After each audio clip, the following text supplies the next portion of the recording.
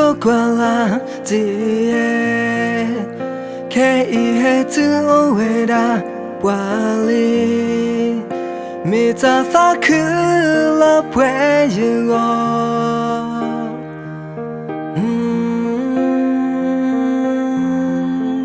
mưa ni lấy gió mưa là gì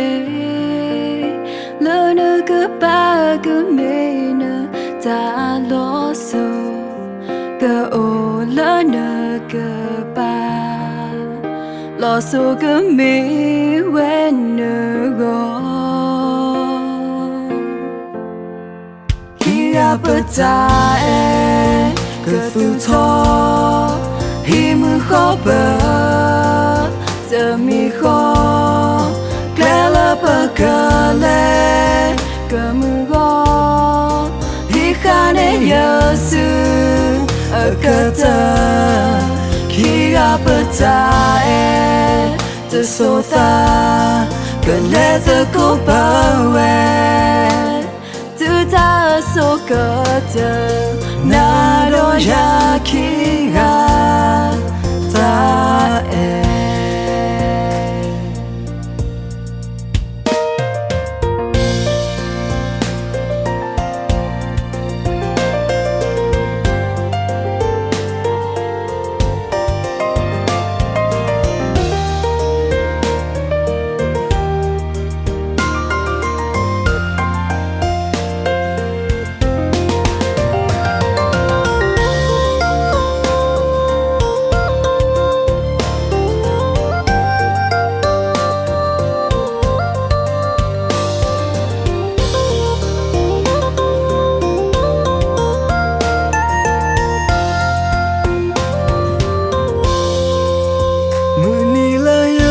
qua là gì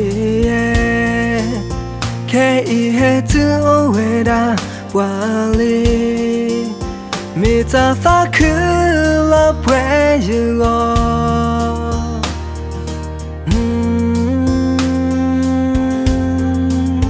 mưa ni lấy gió mưa là gì